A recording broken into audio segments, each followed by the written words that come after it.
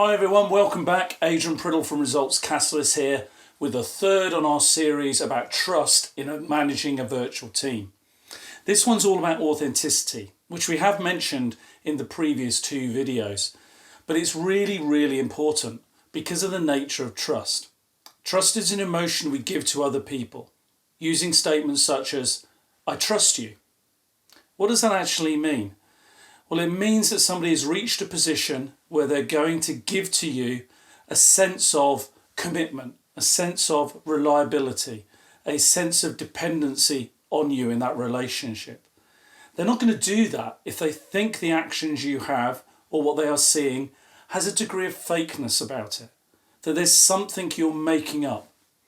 For example, I've run many management and leadership development courses, and we talk regularly on those about actions you can take away, things you can do, changes we can make. Thing is, if we don't actually make those because we want to, if we don't make them because we believe in them, people spot it.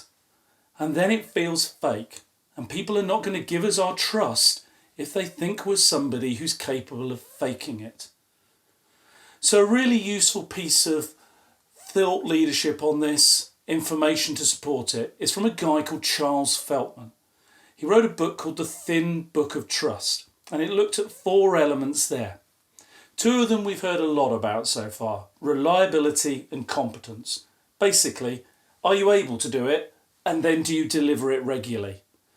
But he put into that 2 really key ones: sincerity and care.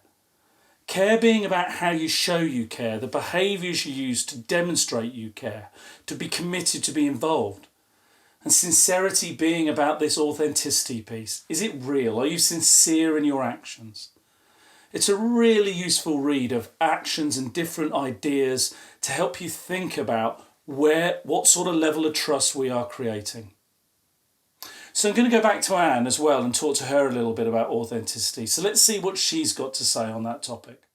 So I suppose one of the things that always bothers me a bit, Anne, is that we come into this world of training and development. We do a lot of this sort of stuff, run management courses, leadership courses. And there's this risk when you're talking about trust that somebody on the other end of it is going, I can see what you're doing, I understand why you're doing it, but I don't necessarily believe that's you.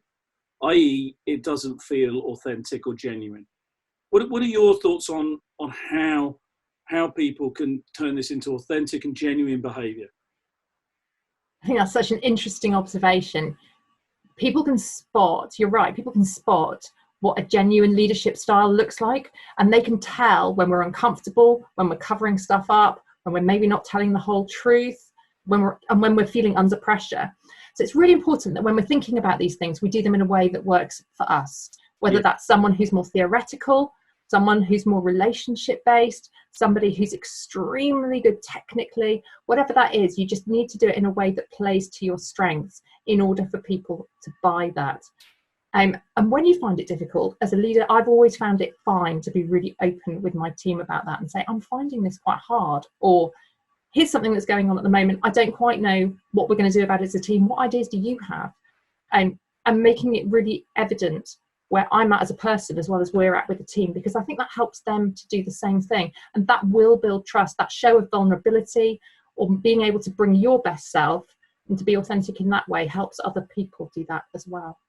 That feels quite hard to me, or it sounds hard, because you're talking to leaders of teams and people's general perception of leadership will be, strong individuals showing the way, that sort of thing.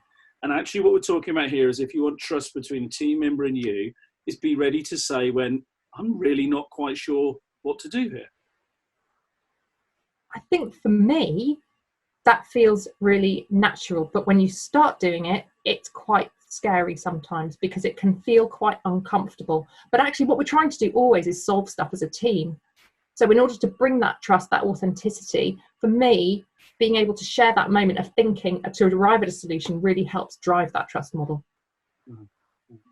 Thanks, Anne. Thanks for your time today. Thanks for your tips, and look forward to talking to you again soon. See you soon.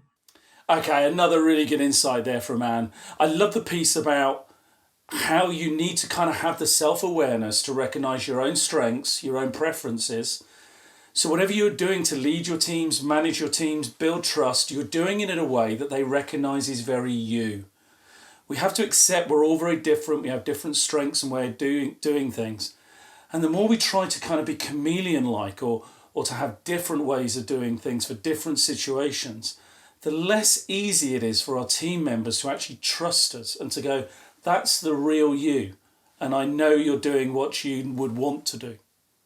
There was also a really good point about vulnerability, that actually trust can be built when you're able to say, this is quite hard. I'm finding this quite difficult. You know, we all have moments in our work, whether we be working in the team, leading the team, whether we be driving a project, providing expertise, we're all going to have moments where we're having a difficult time or a more challenging time. Being able to say that helps somebody else to recognise they have those moments too, and that the two of you could trust each other, and that actually you're both very human in that way. So we'll put a link for the Charles Feltman stuff into the video below. Please feel free to have a look at that. I've had a read of that book and really love it. I found it a very useful read for me. If you want to go back, have a look at some of Anne's tips, that'd be great too. If you want to follow Anne, she's on LinkedIn. We'll put her link below into the video as well. And we'll look forward to talking to you next time around the key pillar of communication within managing a virtual team. Thank you very much, everyone.